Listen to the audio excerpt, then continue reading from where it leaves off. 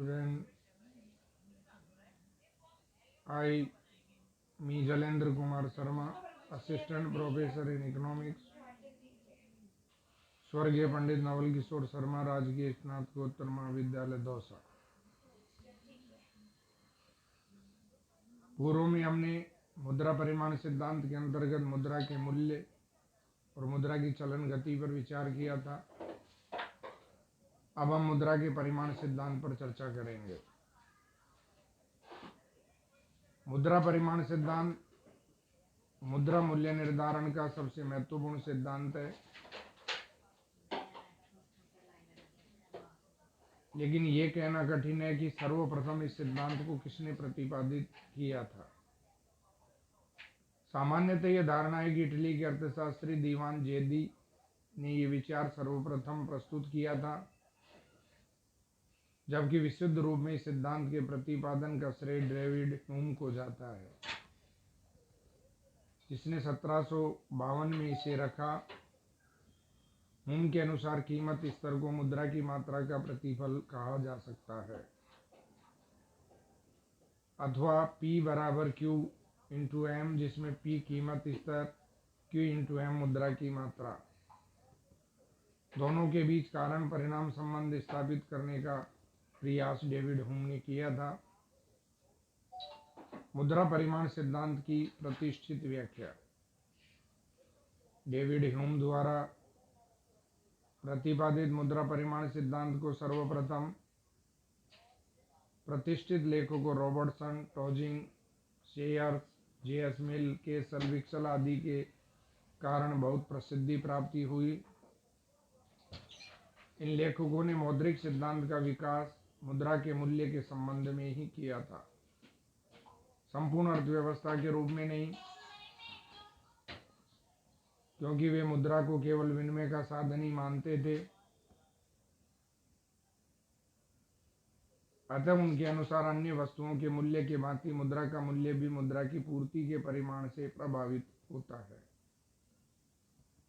अंतर केवल इतना है कि मुद्रा के मूल्य में मुद्रा की पूर्ति के समानुपातिक परिवर्तन होते हैं, जबकि वस्तुओं के मूल्य में इस प्रकार के समानुपातिक परिवर्तन संभव नहीं है। मुद्रा के मूल्य में समानुपातिक परिवर्तन मुद्रा की विपरीत दशा में होता है। ऐसा मानने का कारण यह है कि प्रतिष्ठित अर्थशास्त्री पूर्ण रोजगार की स्थिति को मान करके चलते थे, जिसमें वस्तुओं और सेवाओं की मात्रा प्रत्येक काल में स्थिर मानी जाती थी और मुद्रा की मात्रा में वृद्धि से सामान्य मूल्य स्तर में उसी अनुपात में वृद्धि तथा मुद्रा की पूर्ति में कमी होने से सामान्य मूल्य स्तर में उसी अनुपात में कमी हो जाती थी। पर चूंकि मुद्रा के मूल्य और सामान्य मूल्य स्तर में विपरीत संबंध होता है, अतः मुद्रा की पूर्ति में वृद्धि से मुद्रा के मूल्य में उसी अनुपात में कमी तथा मुद्रा की पूर्ति में कमी से मुद्रा के मूल्य में उसी अनुपात में वृद्धि ही मुद्रा परिमाण सिद्धांत की प्राचीन प्रतिष्ठित व्याख्या है। इस सिद्धांत की रॉबर्टसन ने इस शब्दों में व्याख्या की है कि यदि मुद्रा की मांग की दशाएं दी हुई हो तो इसका मूल्य मुद्रा के उपलब्ध परिमाण के विपरीत बदलता है, अथवा कीमतों का सामान्य स्तर उपलब्ध मुद्रा परिमाण के साथ प्रत्यक्ष बदलता है। टॉजिन के अनुसार यदि अन्य बातें समान रहे तो मुद्रा की मात्रा दुगनी कर देने से कीमतें पहले की अपेक्षा दुगनी और मुद्रा का मूल्य आधा रह जाएगा। इसके विपरीत अगर मुद्रा की मात्रा आधी कर दी जाए तो कीमतें पहले की अपेक्षा आधी और मुद्रा का मूल्य दुगना हो जाएगा। इस प्रकार की परिभाषाएं रिकार्डो, विक्सेल, बेनम ने भी दी है।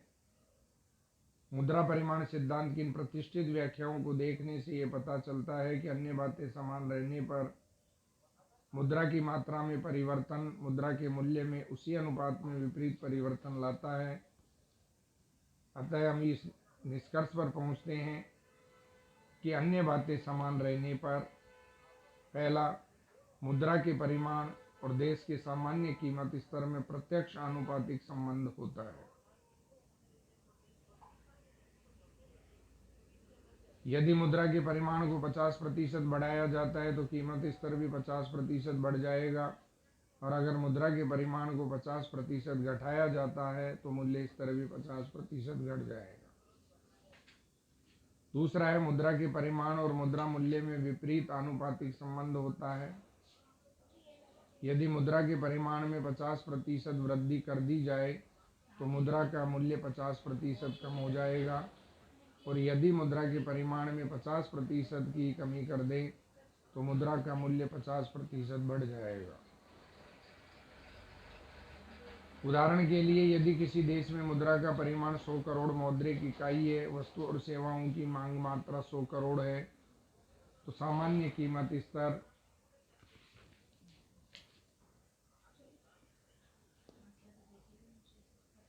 का मूल्य 1 है। अगर मुद्रा का परिमाण बढ़ाकर 200 करोड़ इकाई कर दी जाए तो सामान्य कीमत स्तर वस्तुओं की मात्रा समान रहने से 2 हो जाएगा और मुद्रा का मूल्य आधा रह जाएगा। इसके विपरीत, अगर मुद्रा का परिमाण घटाकर 50 करोड़ कर दिया जाए तो सामान्य कीमत स्तर 1/2 रह जाएगा और मुद्रा का मूल्य दुगना हो जाएगा। इसे हम एक रेखा चित्र के माध्यम से समझा सकते हैं।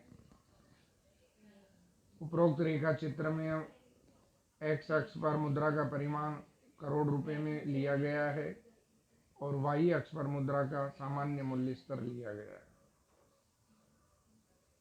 इसमें 45 डिग्री की एक मध्य से रेखा मूल बिंदु से खींची गई है जो मुद्रा के परिमाण और सामान्य मूल्य स्तर में प्रत्यक्ष और आनुपातिक संबंध को व्यक्त कर रही है।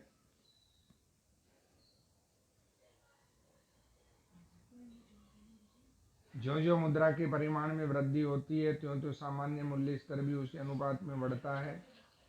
जब मुद्रा की मात्रा 100 करोड़ थी तो मूल्य स्तर OP 0 था, पर मुद्रा की मात्रा दुगनी 200 करोड़ कर दी जाती है तो मूल्य स्तर भी दुगना होकर OP 2 हो जाएगा। मुद्रा के परिमाण सिद्धांत में मुद्रा की मात्रा और मुद्रा के मूल्य का संबंध, इसको भी हम एक रेखा चित्र के माध्यम से समझा सकते हैं। इस रेखा चित्र में एक्स अक्ष पर मुद्रा की मात्रा ली गई है और वाई अक्ष पर मुद्रा के मूल्य को मापा गया है।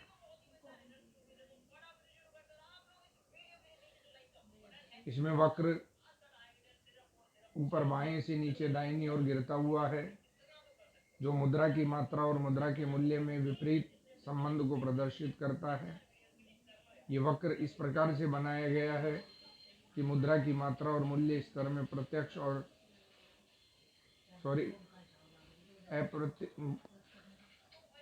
विपरीत और आनुपातिक संबंध प्रदर्शित करता है।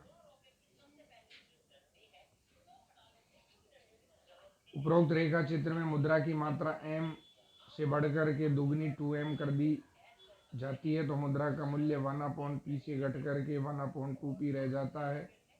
इसी प्रकार यदि मुद्रा की मात्रा m से बढ़कर के चौगुनी 4m हो जाती है तो मुद्रा का मूल्य घटकर 1/4p चौथाया रह जाता है।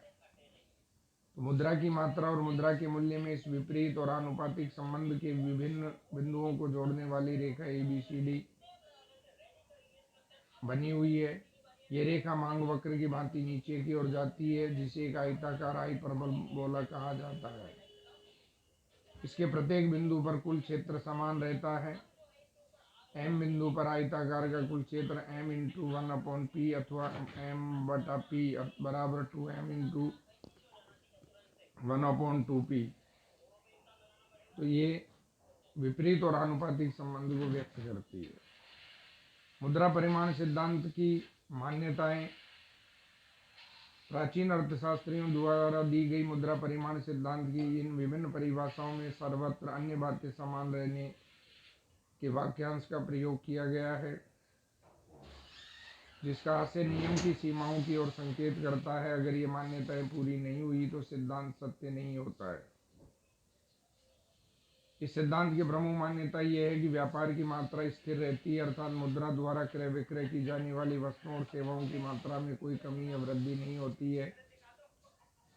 दूसरा, वस्तु विनिमय के सौदों में कोई परिवर्तन न हो, अन्यथा यह सिद्धांत क्रियाशील नहीं हो सकेगा क्योंकि इसमें मुद्रा की मांग बढ़ जाती है। अगर वस्तु विनिमय के सौदे कम हो जाएंगे तो ये सिद्धांत सही नहीं ठहरेगा। मुद्रा और साख मुद्रा के अनुपात स्थिर रहता है। चौथा, मुद्रा की चलन गति स्थिर रहती है। पांचवा है, साख मुद्रा की मात्रा अपरिवर्तित रहती है, उसमें कोई घटत बढ़त नहीं होती है।